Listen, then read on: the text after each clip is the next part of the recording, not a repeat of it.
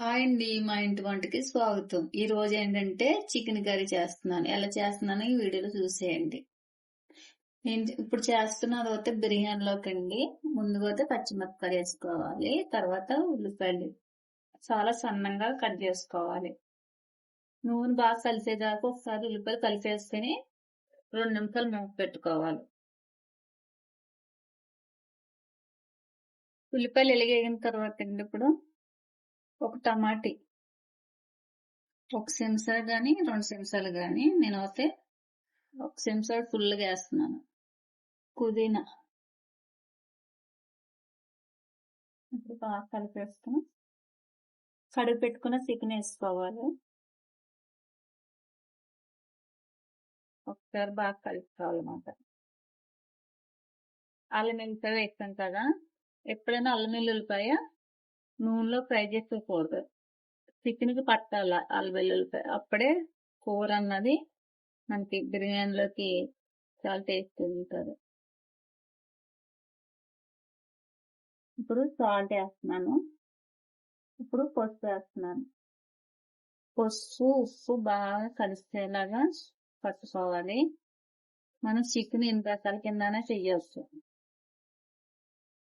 కొంతమంది అయితే నీట్గా చేస్తారు, పులుసుగాన దగ్గరికి చేసుకుంటారు. ఇప్పుడు నేనైతే మూత పెట్టేస్తాను. బాగా కలుపుకున్న తర్వాత 1 నిమిషం మూత పెట్టేసుకున్న తర్వాత 1 నిమిషం తర్వాత వాటర్ వస్తున్నాయి కదా, ఇంకా దీంట్లో అయితే వాటర్ ఏమైపోకుండానే చేస్తాను. ఇప్పుడు కావాలి, నేను ఒక 3 చెంచాలు కారం వేస్తాను. దీంట్లోనే ధనియాల పౌడర్, జీలకర్ర పౌడర్ ఉంటుంది కారంలోను, అందుకని నేను వేస్తలేదు. మీరు అయితే కావాలంటే విడిగా వేసుకోవచ్చు. మంచి వాసన వస్తుందండి. ఇప్పుడు బాగా కలిసిపోయింది కదా, కారం వేసిన తర్వాత బాగా కలపాలి, చిన్న మంట ఉంచుకోవాలి. అప్పుడే ముక్క అన్నది కూడా బాగా పడుతుంది, కారం ముక్క కూడా బాగా ఉడుకుతుంది అన్నమాట.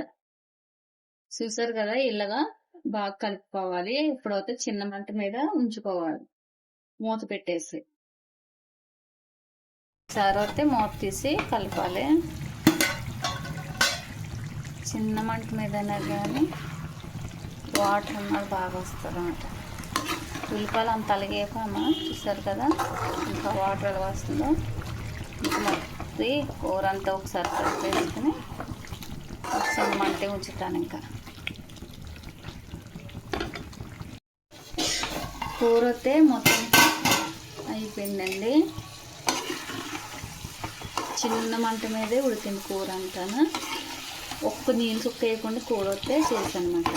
చూసారు కదా, మనకి పలావ్లోకి అట్లలోకి ఇలాగా చేసుకుని తింటే చాలా బాగుంటుంది. మొత్తానికి అయితే ఇప్పుడు కొద్దిగానే గరం మసాలా వేస్తున్నాను. మీరు చికెన్ మసాలా కూడా వేసుకోవచ్చు. ఇప్పుడు లాస్ట్ని కొత్తిమీర వేసి గ్యాస్ ఆఫ్ చేసుకోవడమే. చికెన్ కర్రీ రెడీ అయింది. మీకు ఈ వీడియో చూసి ఒకసారి ట్రై చేయండి, చాలా బాగా వస్తుంది. చికెన్ కర్రీ రాలేని వాళ్ళు కూడా ఈజీగా చేయవచ్చు. ఓకేనండి.